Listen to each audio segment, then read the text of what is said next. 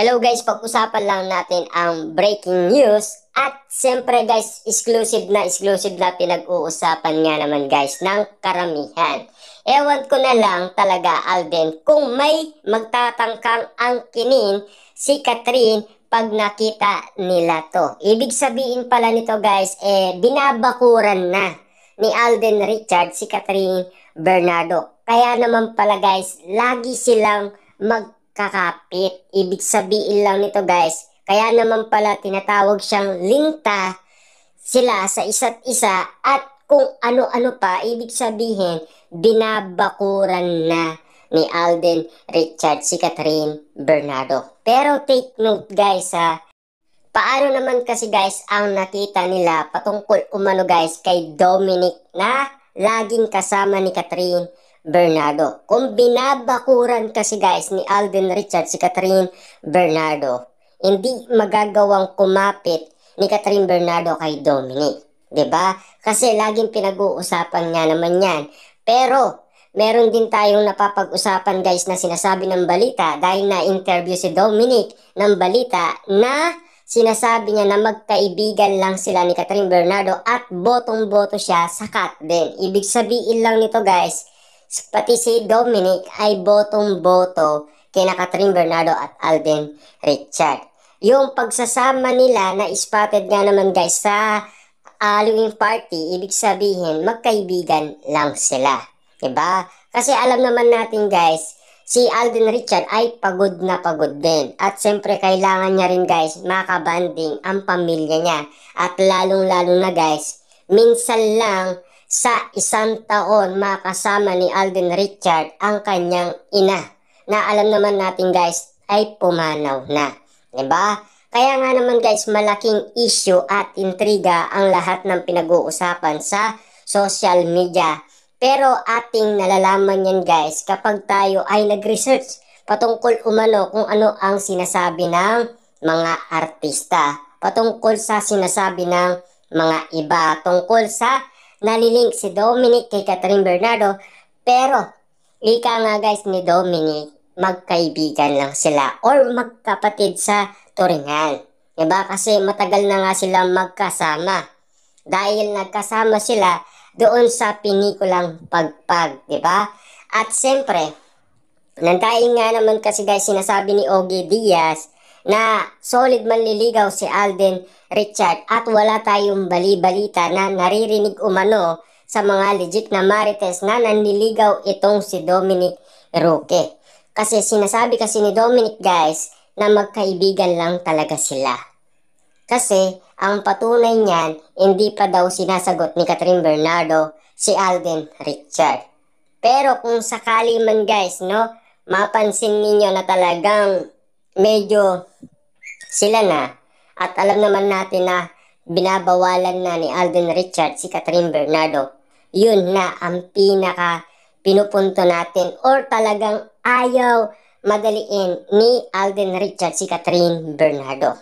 Hanggang sa binabakuran pa lang niya si Catherine Bernardo. Papaano naman guys kung hindi kayang sagutin ni Catherine Bernardo si Alden Richard? Dahil alam naman natin guys, bukas pa rin ang puso ni Catherine Bernardo sa lahat ng manliligaw niya. Ibig sabihin, hindi lang naman si Alden Richard ang manliligaw ni Catherine Bernardo. Dahil sabi nga guys ni Mami Min Bernardo, mas bet niya yung uling nanligaw sa kanya. Ibig sabihin, yung uling yon ay si Alden Richard. Ibig sabihin, meron pang nauna kay Alden Richard. Diba? Yun yung mga katanungan sa ating guys kung sino ang pinapapasok ni Catherine Bernardo sa buhay niya.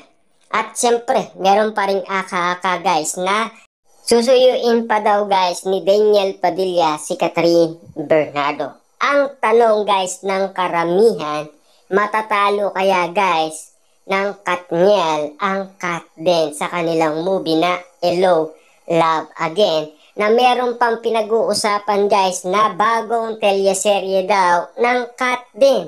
At ang malaking katanungan kung saan daw ipapalabas ang nasabing teleserye ni Alden Richard at Catherine Bernardo. malaki pa rin yan guys na aka-aka na malaking katanungan pa rin sa lahat ng netizens at lahat ng mga Katden fans at lahat ng media kung saan nga ba nila ipapalabas ang nasabing teleserye, kung sa ABS-CBN or sa GMA Network. Kasi guys, collaboration lang ang pinagsamaan ni Catherine Bernardo at Alden Richard. Ano kaya guys ang magiging papel ng iba't ibang network na pinasukan nilang dalawa?